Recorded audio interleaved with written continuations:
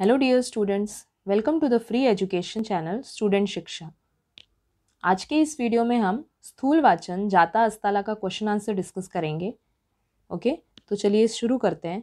इसमें first question है, तुम्हाला समजलेली कवितेतील सूर्याची भूमिका स्पष्ट करा। मतलब इस कविता में आपको जो सूर्य की भूमिका मीन्स सूर्य का रोल समझ में आया है उसे आपको एक्सप्लेन करना है। ओके, तो आंसर देखते हैं। दररोज नियमित सूर्य उगवतो मीन्स हर रोज डेली सूर्य उगता है, सर्व जगाला सर्व सृष्टीला प्रकाश देतो, ऊर्जा देतो, चैतन्य देतो, सारे संसार को प्रकाश, ऊर्जा और शक्ति देता है। तो जेव्हा अस्ताला जातो तेव्हा त्याच्या मनात एक विचार येतो की मी गेल्यावर या धरतीची काळजी कोण घेईल। जब सूर्य अस्त होने जाता है मतलब डूबने जाता है तो उसके मन में एक विचार आता है कि मेरे जाने के बाद इस धरती की चिंता कौन करेगा। पृथ्वी सारी अंधारात बुडेल तेव्हा तिला माझ्यासारखे कोण उजडेल। सारी धरती अंधेरे में डूब जाएगी तो उसे मेरे जैसे कौन प्रकाशित करेगा। मी अस्ताला गेल्यानंतर कोणीतरी माझे कार्य करावे आणि या सुंदर विश्वाला प्रकाशमान करावे असे त्याला वाटते। मेरे डूबने के बाद किसी को तो मेरा काम करना होगा और इस सुंदर दुनिया को प्रकाशित करना होगा, ऐसा उसे लगता है। या विचाराने सूर्याचे डोळे पाणावतात और इसी विचार से उसकी आँखों में पानी भर जाता है। गुरुदेव टागोरांनी या कवितेत सूर्याचे पृथ्वीवर असलेले प्रेम व्यक्त केले आहे। गुरुदेव रविंद्रनाथ टागोर ने इस कविता में पृथ्वी के लिए सूर्य के प्यार को बताया है। या कवितेतून सूर्याची आईच्या प्रेमळपणाची व मायेची भूमिका प्रकट होते। इस कविता से हमें सूर्य की भूमिका माँ जैसी लगती है। माँ जैसे अपने बच्चों से प्यार करती है, उनकी चिंता करती है, वैसे ही सूर्य भी इस धरती से प्यार करता है और इसकी चिंता करता है। आगे देखते हैं नेक्स्ट क्वेश्चन। पणतीच्या उदाहरणातून कवितेत व्यक्त झालेला विचार स्पष्ट करा। मतलब पणती मीन्स दिया, तो दिया के उदाहरण से इस कविता में जो उसके विचार हैं उसे हमें एक्सप्लेन करना है। ओके, आंसर देखते हैं। जाता अस्ताला या गुरुदेव टागोरांच्या बंगाली कवितेत व श्यामला कुलकर्णी यांनी केलेल्या रूपांतरात सूर्य व पणती ही तेजाची दोन प्रतीके मांडली आहे।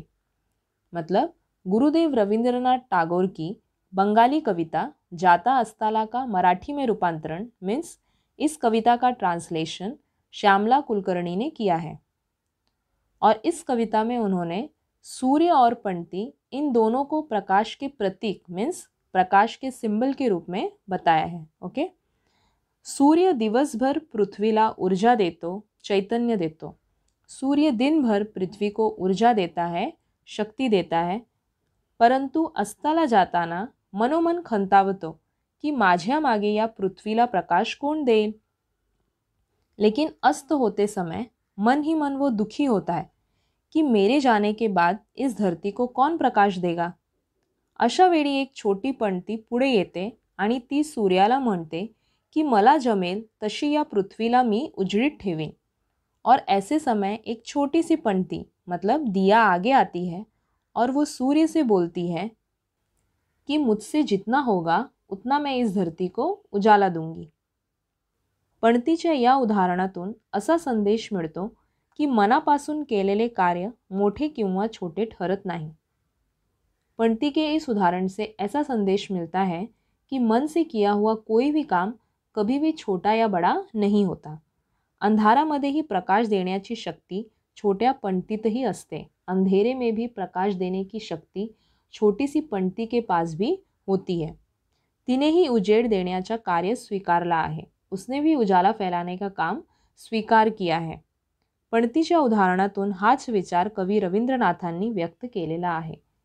पणती के उदाहरण के द्वारा यही विचार कवि रविंद्रनाथ टागोर ने व्यक्त किया है। Okay, next question. सूर्यास्ताच्या दर्शनाने मनात निर्माण होणाऱ्या भावना शब्दबद्ध करा। मतलब सूर्य अस्त होते समय मन में जो भावना पैदा होती है उसके बारे में आपको यहाँ लिखना है। ओके, आंसर देखते हैं। सूर्य उगवतो तेव्हा मानवी जग चैतन्याने भरतो। जब सूर्य उगता है तो हमारा मन नए उत्साह से, नए जोश से भर उठता है. मानवाचे जीवन फुलते. मनुष्य का जीवन खुशी से भर जाता है. मनात कार्य करण्याची इच्छा जागृत होते. हमारे मन में किसी काम को करने की इच्छा पैदा होती है. दिवसभर सूर्यप्रकाशात मानवी मन उजड़त राहते. दिन भर सूर्य के प्रकाश में हमारा मन प्रकाशित होता रहता है. परंतु सूर्यास्त होताच घरी परतण्याची व कुटुंबात रमण्याची ओढ निर्माण होते. लेकिन जैसे ही सूर्यास्त होता है, मीन्स सनसेट होता है, तो हमें घर लौटने की, अपने परिवार से मिलने की इच्छा पैदा होने लगती है. पण त्याचबरोबर दिवस अस्ताला जातो याची उदासी मनात राहते. लेकिन उसी के साथ सूर्य जब अस्त होने लगता है तो हमारा मन उदास हो जाता है. सूर्यास्ताच्या वेळच्या तेजोगोल मानवी जगाचा निरोप घेतो आणि माणूसही सूर्याला निरोप देतो. सूर्यास्त के समय सूर्य इस दुनिया को अलविदा करता है और मनुष्य भी सूर्य को अलविदा करता है. परंतु पुन्हा उद्या सूर्यदर्शन होणार ही आशा मानवी मनात निर्माण होतच राहते. लेकिन फिर कल सूर्य के दर्शन होंगे ये उम्मीद मनुष्य के मन में पैदा होती ही रहती है. ओके, नेक्स्ट क्वेश्चन देखते हैं. कवितेतील सूर्य आणि पणती या प्रतीकांचा तुम्हाला समजलेला अर्थ सविस्तर लिहा. मतलब कविता में सूर्य और पंक्ति इन दोनों को प्रकाश के प्रतीक मीन्स सिंबल के रूप में बताया गया है. तो आपको इन दोनों प्रतीकों से क्या सीखने को मिला वो आपको यहाँ पर लिखना है. ओके, आंसर देखते हैं. जाता अस्ताला या कवितेमध्ये सूर्य व पंक्ति ही दोन्ही प्रतीके तेजाची आहे. जाता अस्ताला इस कविता में सूर्य और पंक्ति ये दोनों ही प्रकाश के प्रतीक हैं. सूर्य हे तेजाचे नैसर्गिक प्रतीक आहे तर पंक्ति हे मानवनिर्मित प्रतीक आहे. सूर्य ये प्रकाश का प्राकृतिक मीन्स नेचुरल प्रतीक है और पंक्ति ये मानवनिर्मित मीन्स मॅन मेड प्रतीक है. लाखो वर्षे सूर्यगोल हा आकाशात आहे आणि तो या पृथ्वीवरील चराचराला ऊर्जा, प्रकाश व चैतन्य देत आहे. लाखों वर्षों से सूर्य आकाश में चमक रहा है और वो इस पृथ्वी के सभी सजीवों को ऊर्जा, प्रकाश और नया उत्साह देता रहता है. सूर्य प्रकाशामुळे मानवी जीवन फुलले आहे. सूर्य के प्रकाश से मनुष्य का जीवन खुशियों से भर गया है. पंक्ति हे महाप्रचंड तेजाचे छोटे से रूप आहे. पंक्ति ये महाप्रचंड सूर्य का छोटा सा रूप है. स्वतःच्या क्षमतेनुसार पंक्ति ही अंधार दूर करण्याचे कार्य करीत आहे. खुद की कैपेसिटी के हिसाब से, खुद की शक्ति के हिसाब से पंक्ति भी अंधेरा दूर करने का काम करती है. सूर्य अस्ताला गेल्यानंतर मानवी जीवन उजळत ठेवण्याचे व्रत पंक्तिने स्वीकारले आहे. सूर्यास्त होने के बाद मनुष्य के जीवन को उजाले से भरने का व्रत पंक्तिने स्वीकार किया है. त्यामुळे सूर्य इतकाच तिचाही त्याग महत्त्वाचा आहे. तो इसलिए सूर्य के इतना ही उस पंक्ति का भी त्याग बहुत महत्त्वपूर्ण है. या दोन्ही प्रतीकातून स्वतः जडत राहून जगाला प्रकाश देण्याचा संदेश आपणास मिळतो. इन दोनों ही प्रतीकों से खुद जलकर दूसरों को प्रकाश देने का संदेश हमें मिलता है. ओके, नेक्स्ट क्वेश्चन देखते हैं. सूर्य आणि पंक्ति यांच्यातील संवाद स्वतःच्या कल्पनेने लिहा. मतलब सूर्य और पंक्ति इन दोनों के बीच की बातचीत मीन्स डायलॉग अपने इमेजिनेशन से आपको लिखना है. खुद सोच कर आपको लिखना है. ओके, तो स्टार्ट करते हैं. सूर्य, चला माझी जाण्याची वेळ झाली, पण एक चिंता लागून राहिले, ती माझ्यानंतर या धरतीला कोण उजळेल. सूर्य खुद से बोल रहा है कि अब मेरे जाने का समय आ गया है, लेकिन मुझे एक चिंता सता रही है कि मेरे जाने के बाद इस धरती को कौन उजाला देगा. पंक्ति, प्रणाम सूर्यदेवा. पंक्ति आती है और सूर्य से बोलती है, प्रणाम सूर्यदेव. सूर्य, कौन ग तू. सूर्य बोल रहे हैं कि कौन है तू.